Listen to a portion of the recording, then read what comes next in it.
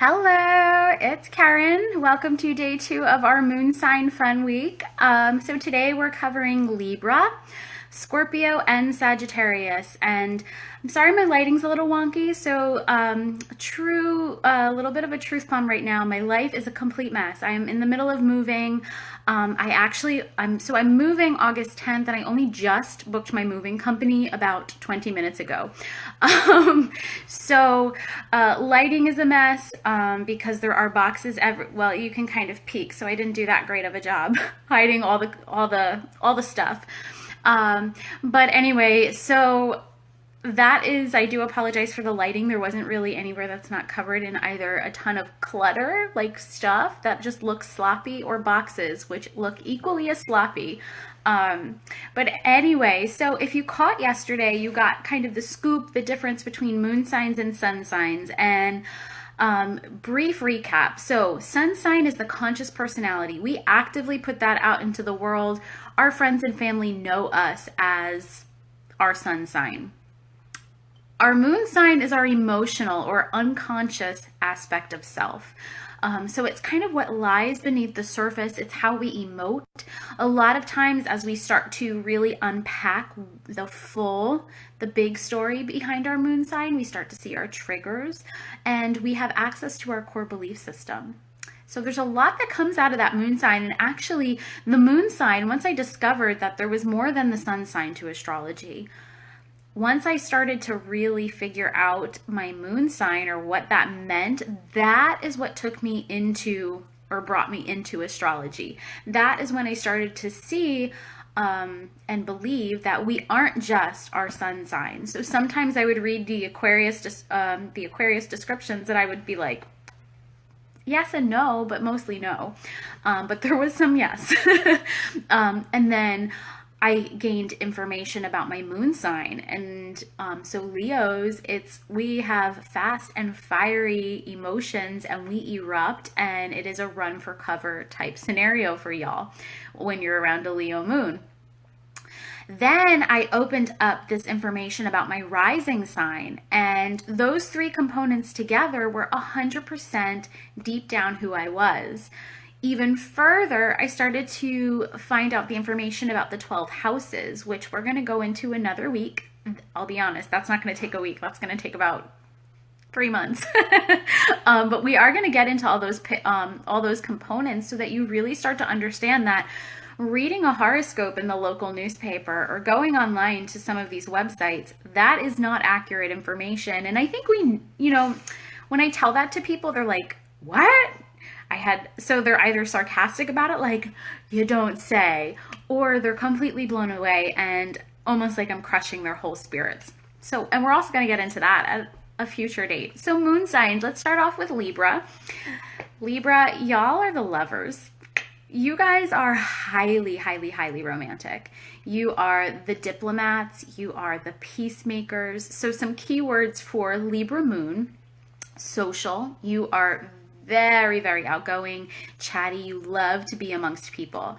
You're very loyal, and we'll get to how that's different from being loyal as a Leo. You're very giving. You're very much, giving of your heart. So whether that be through gift giving, through emotions or whatnot, you give. You are the givers. You also can be resentful of that giving. So all of that coming up, we're going to dive deeper into it. So like I said, y'all are the lovers. You are very much into loving and love making. You are horny little women. So relationships are very serious for Libras. You place a ton of emphasis on the people that you have in your life. They are what drive you. They are what fills you. You are unbelievably loyal to them. Now, where do you suffer, Libra?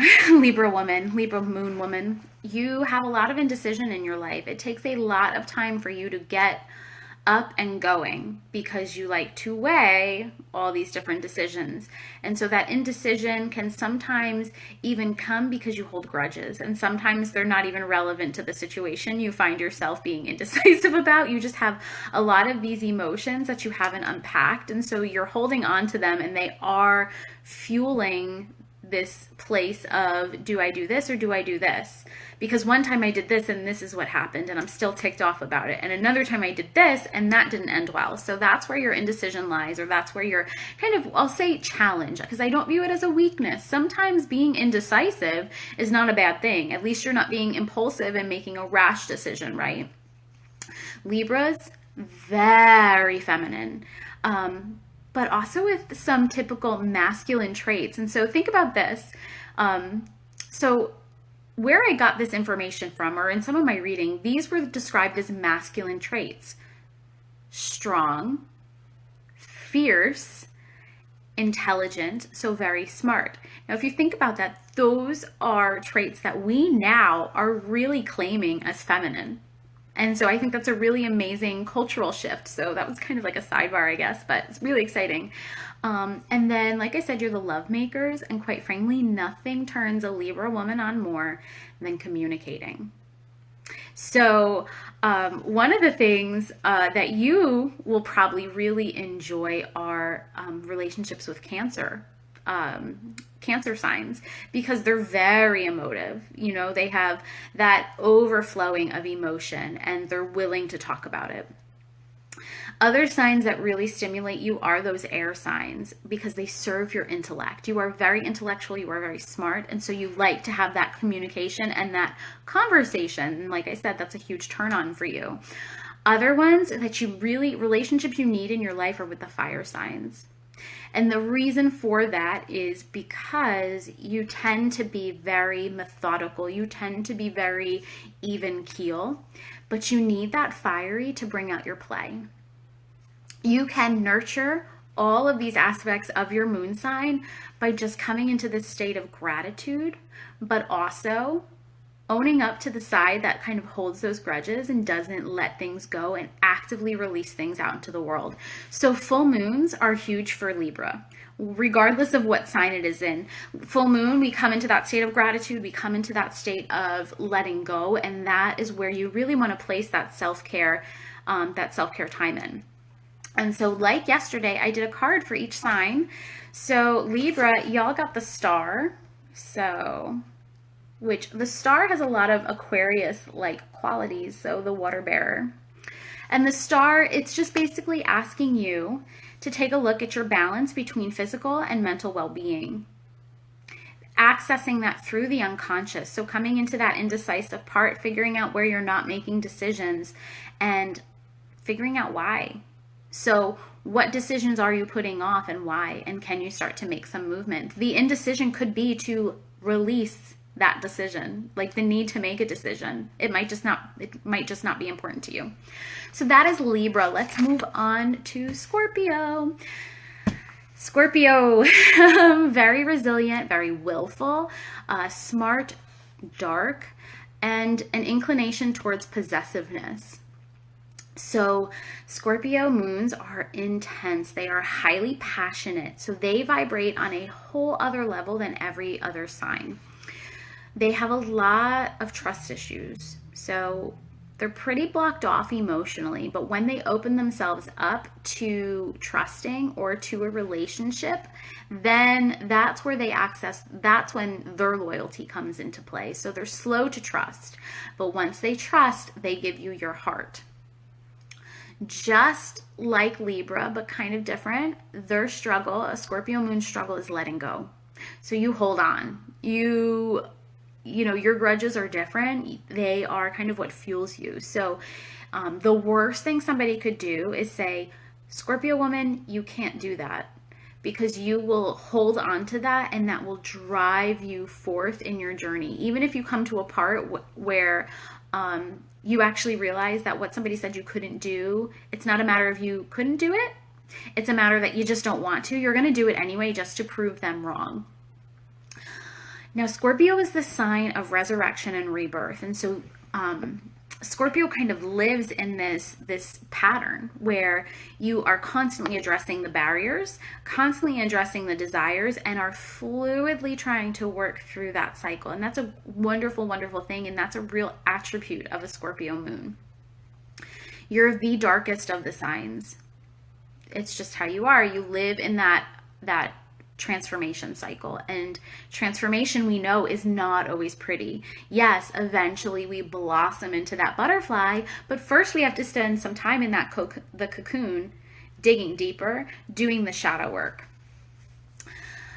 You all love occult practices. So tarot, astrology, you are my people. You know, I am not a Scorpio moon. I am not a Scorpio in any of my big three, but you are drawn to everything that I believe in. So the yoga, the mysticism of yoga, the philosophy of those spiritual practices are really what fuels you. Now, you also, and so this comes into that here, the occult. You love the exploration. You love that practice of transformation. You also love the investigative work, and you love solving problems. So that can be a double-edged sword for you, because in philosophy, in religion, in spirituality, in that unification and connection to God or one or spirit, source, whatever you want to call it, there are not always clear, defined answers. And my answer may not be your answer. So you struggle there. You are also not a delegator. So start to think about where in your life you're owning too much, and challenge yourself. Can you give one small little task to help you, something that would help you? Can you give it to somebody else? And so you want to really hone in on those occult practices, and that's how you're going to nurture this Scorpio moon. So get a tarot reading and get it done frequently. Every 6 to 8 weeks is a great way for you to start accessing that occult power. You can even get your own deck and start to play with it that way. Crystals, the gems, and rituals will also serve you beautifully. That will give you something to kind of concretely move around, shift, and put your spirituality in your hands.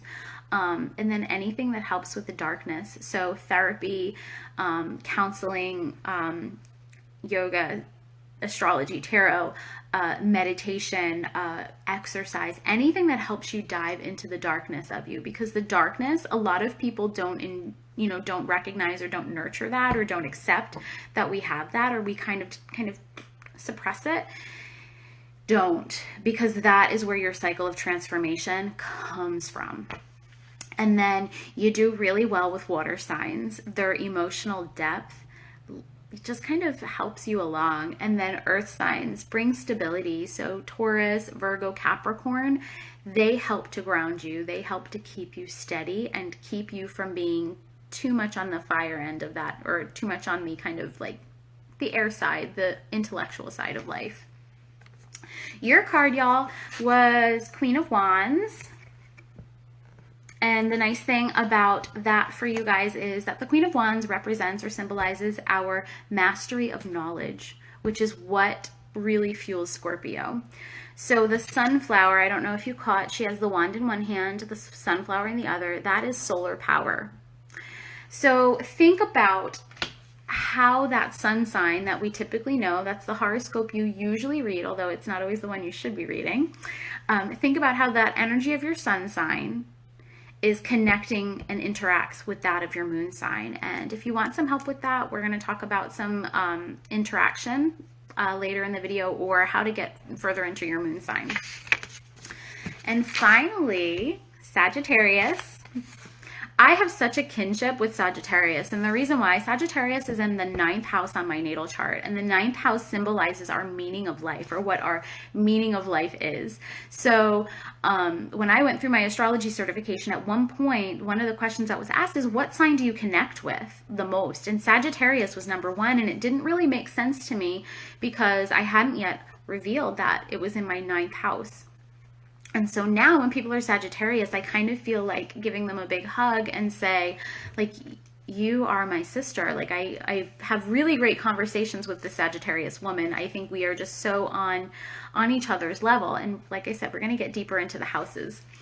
But anyway, so Sagittarius, they are the gypsy philosophers. They're adventurous, they are truth seekers, they are energetic and deeply, deeply spiritual. Sound like anyone you know? So, Sagittarius, they are the thinkers. Their emotions are very thoughtful. So, before they emote, there tends to be a lot of weight put on the internal process. So, before saying, I feel, they've already done the intellectual work in that. They've already said, well, do I feel this or this? Or is this making me feel this because I actually feel this? So that's a little bit of insight into the Sagittarius emotional process. They're very giving, as well as the other signs we've talked about today. Now, one thing to be mindful of is of a Sagittarius, once they're given a platform, so once they're kind of put up on a stage and asked what they think about something, you are going to find it very hard to trap that energy. So they're going to have a really hard time reeling it in. That also can come across as pretty preachy.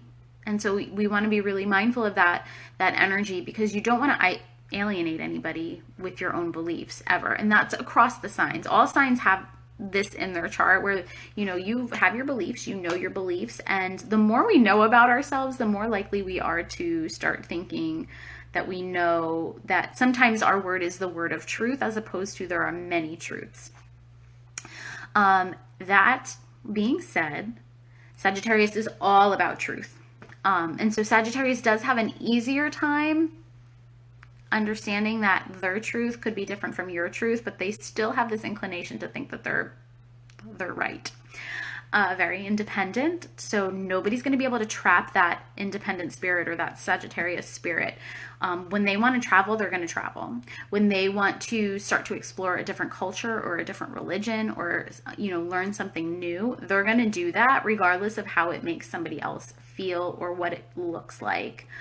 Sagittarius can also rush into relationships. So rather than kind of stepping back and assessing, they go with their feelings when it comes to other people. One thing that I love about Sagittarius, and I've seen this come across in a lot of the charts I've been reading when I start talking about the important relationships in a Sagittarian's life, their pets come up. They have a deep connection to the animals in their life, and they are ones that tend to rescue them and love them. And they're very much the ones who say, like, no, my animal rescued me. They are the master teacher. So if you want to learn something, so for those of you who are not Sagittarius moons, if you are listening to this, find a Sagittarius moon to teach you something, because nobody teaches it better. They are so skilled at sharing information. And so somebody who, say, like, has Sagittarius and a beautiful relationship with Mercury, they are going to light the world on fire with their knowledge. And then they have just this deep and profound faith for all things. They believe, they have hope. You know, when you hear that Disney saying, faith, trust, and pixie dust, that is very much a Sagittarius belief. Nurture Sagittarius moon with travel and meditation. So that is what's going to light them up. And then if travel isn't an option, something like travel through your natal chart. So having your natal chart read, and I can do it, there's other readers out there probably maybe in your life, that will be a journey enough for you. And that will bring out that gypsy philosopher spirit. You connect really well with other fiery moons. They kind of vibrate on the same level, and you can play with them. And that's an important thing for Sagittarius, is that play through spirituality. So that exploration. And then the airy moons, where they let the Sagittarian have independence, because also important. Your card, before we draw this beautiful video or fun video to conclusion, was the Four of Wands. So your outer world, Sagittarius, is coming together. But are you neglecting the inner work? That's a loaded question. Sometimes it's hard for the outer world to come together when we're not happy on the inside, but sometimes, and social media is a beautiful representation of that, sometimes it looks like everybody has it all together because their external world, their material world, the tangible, the one that we can see or they can see, looks great on paper. But the reality is that on the inside, we just have no idea. So if you are a Sagittarius moon and something about that is resonating, please, please, please dig deep and ask yourself what internally, what is going on that feels unnurtured, untapped, what feels like you're not getting it done. So yesterday in the video, I talked about how to have a full moon reading done or what it would cost. $49. A full natal chart reading is $108 for the month of August. And these are, so starting out, if you're kind of interested in tapping into astrology and learning just a little bit more, that moon sign is going to give you that taste. Like I said, when I learned my moon sign, that is what took me into the world of astrology and made me sit up and pay mind, because then I knew there was something to it. I wasn't just an Aquarian sun. My emotions weren't quirky. My emotions were very fiery. And especially I found it out in a time when I was really struggling. I didn't know emotionally what, not, you know, I didn't know why I was having such big flary emotions. I didn't know why I was so eruptive. And learning my moon sign didn't make it okay for me to be like that. What it did though was start to gain information about how to work with that. And it gave me the insight to prevent it, so that my friends and my family, my most meaningful relationships weren't like, we're going to just stay away from you for X amount of time, or like you just flew off the charts with your emotion, like that sadness, that anger, even that happiness sometimes was just like so like just untypical, or if that's a word. And so I've learned the skills that I need as a Leo moon. I've learned my triggers too. So that was a big one for me, learning my triggers. Family can trigger me. If somebody goes against my family, I go to bat for them. But if my family comes up against me or my family challenges me, that was a huge trigger. So it took me understanding and really like tuning into the internal process. So that is what access to my moon sign did for me. It transformed my life. I mean, I know it sounds crazy to some people, especially if you're just tapping into the astrology world.